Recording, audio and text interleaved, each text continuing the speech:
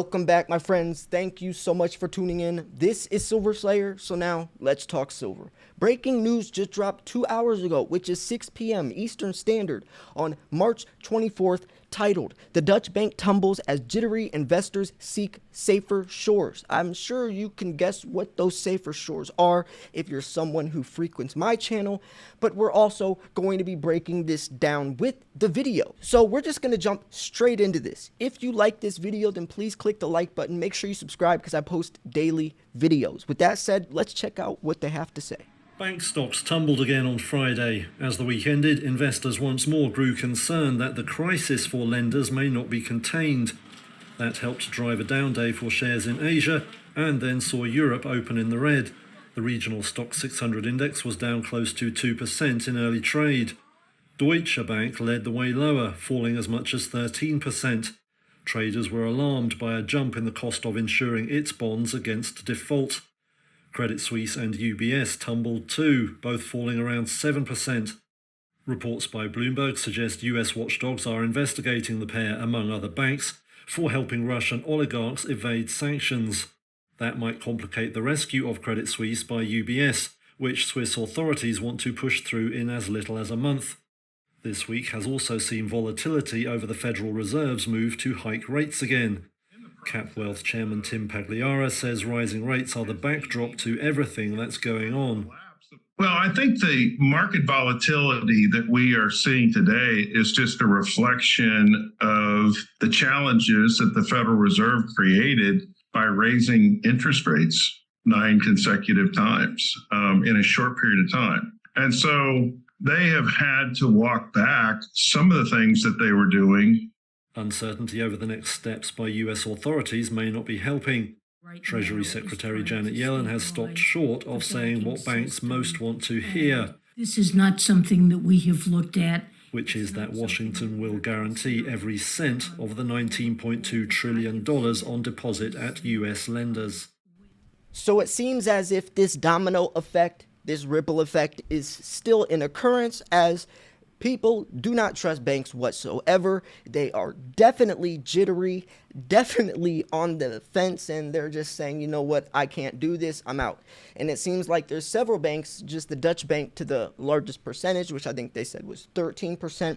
Also, you see some of the points they made are actually really good. It's catching up to us. I always talk about that analogy as if we're trying to get ourselves out of debt by replacing it with more debt. That's like trying to pay off a credit card with another credit card. And they even mentioned in this video, what we're saying is catching back up to us. Now we have to backtrack. And then you see Janet Yellen coming on and talking about $19.2 trillion on deposit at U.S. lenders, when, remember, we're $31 trillion in debt compared to that $19.2 trillion. If you've never checked out usdebtclock.org, it's a very, very interesting website. It shows how many millionaires there are in the world. It shows debt per citizen. It shows per state. It shows everything on here. You can get a lot of information on here. It even goes into gold and precious metals with country by country, and there's a lot to learn from that, but I want to keep moving on. So it talks about how shares of Germany's largest bank, which is the Dutch Bank, plunged on Friday as investors fretted that regulators and central banks have yet to contain the worst shock to the sector since the 2008 global financial crisis. The wider indicators of financial market stress were also flashing, with the euro falling against the dollar, eurozone government bond yields sinking, and the costs of insuring against bank defaults surging despite assurance from policymakers that the global banking system is safe. I have a question for you. Do you think the global banking system is safe? Do you think the USD is safe?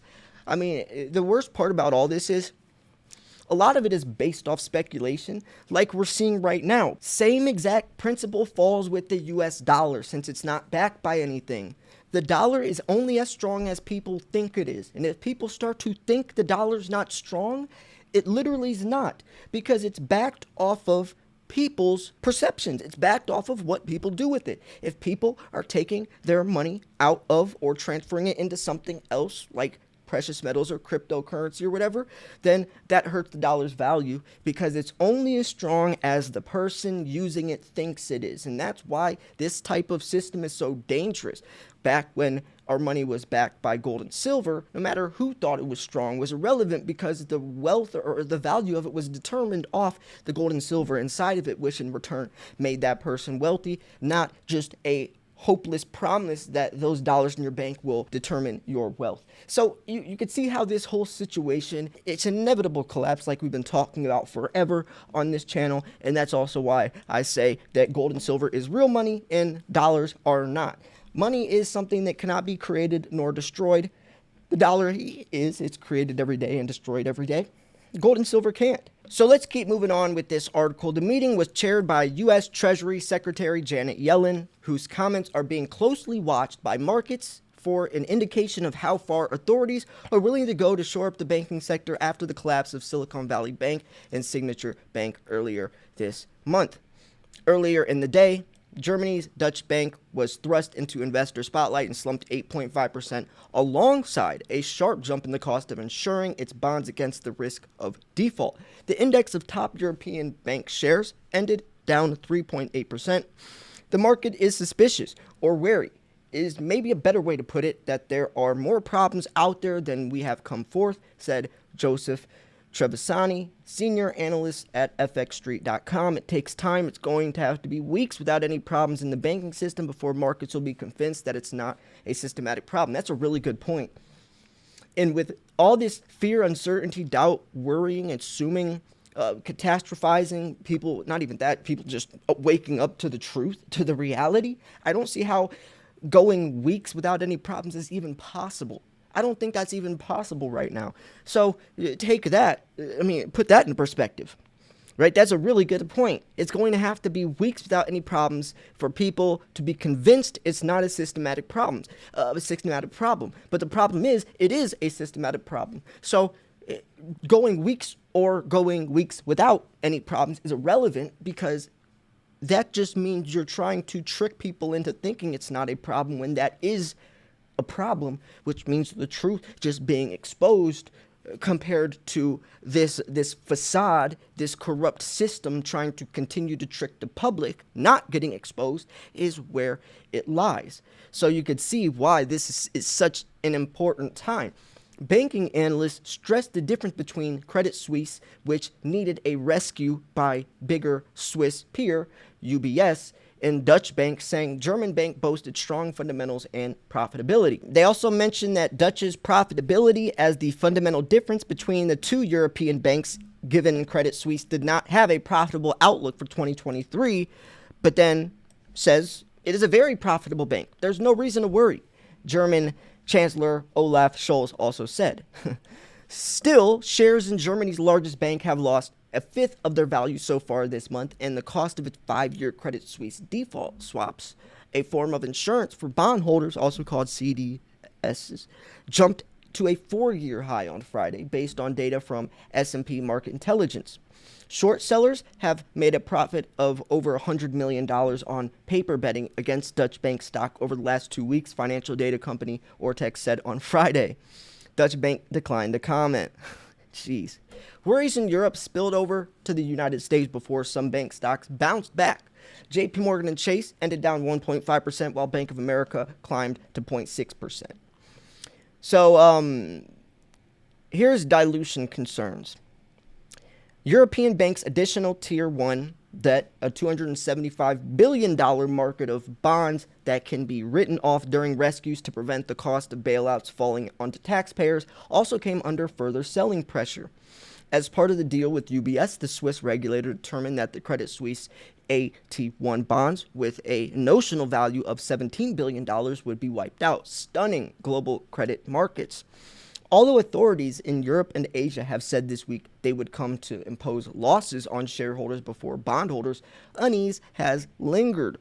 The developments in the AT1 tier market means that most European banks are incentivized at this point to issue common equity, which is diluting for shareholders and also the reason why banking stocks are being reset lower, said Peter Garney, head of equity strategy at Saxo Bank.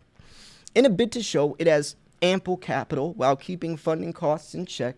Italy's Unicredit is leaning towards repaying a perpetual bond at the earliest opportunity in June, a source close to the matter of told Reuters. A spokesperson for Unicredit declined to comment.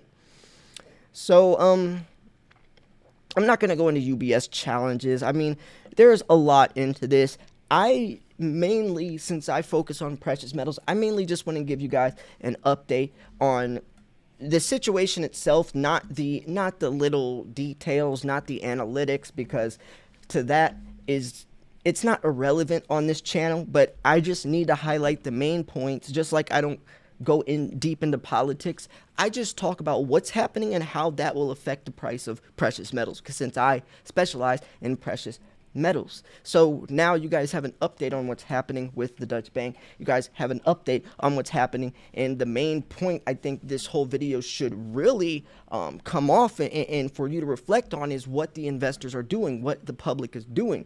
Because remember what I said is the dollar's strength or value or these banks, that's irrelevant, because the whole turning point, what shapes this quote unquote value, is how people perceive these banks. If they perceive the dollar as strong or not strong, as they perceive if the banks are going to collapse, or what is going to happen in the next couple of weeks that will determine this systematic failure, or maybe gaining the people's faith back in. And that's the stuff that we need to pay attention to, not what percentage it's down this day or not, especially for someone who it mainly just is looking at precious metals for a longer term perspective that isn't in stocks, etc.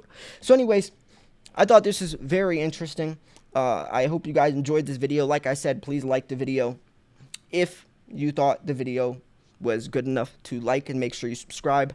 I know we didn't really talk about gold and silver, but this still has to do with it, and there is a lot going on a day-to-day basis, so you got to stay up to date with this, because this in return will directly reflect silver prices. And on that note, I guess we could check out what silver is doing.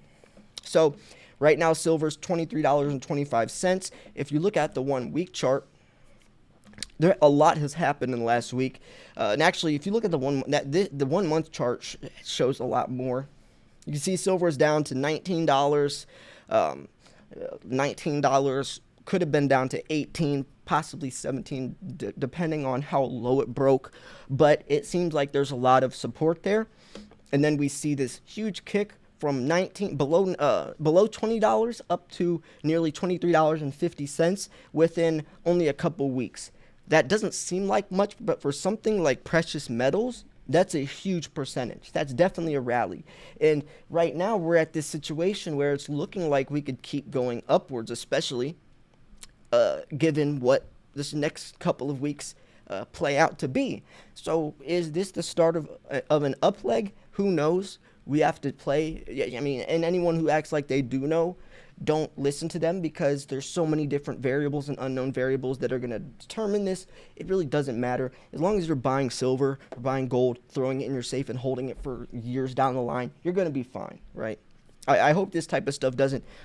I mean, yes, there's a lot of scary stuff happening. Yes, there's a lot of fear, but that should be more focused on people who have huge losses in play, maybe in your bank account or in some of these stocks or in those types of positions. But if you're just someone looking at this from the outside in, kind of just saying, okay, well, I'm trying to get silver or at this price, or how long until it's going to quote unquote explode or reach $50, or where it's a price I'm not comfortable buying, or maybe I'm considering selling. Those types of situations compared to someone else from the inside out can be very different. And that's why I always tell people, I can't tell you guys what to do, because there's so many different situations. Your financial situation, how old you are, what do you have in your 401k, what's your exit time frame, why are you stacking? Are you stacking to just become financially stable? Are you stacking to pay off your retirement one day? Are you never going to sell? There's so many different variables where every single person is in a different situation and can never use the same formula, because what works for me might not work for you. And that's why I also don't give advice on my I don't tell people my private investing, because what I do probably won't work for you. right? So anyways, just want to mention that at the end as well. I hope you guys enjoyed this video. Make sure you subscribe, so I do post daily videos. The link to this article will be in the description. Thanks for tuning in. This is Silver Slayer. I'll see you guys soon. Peace.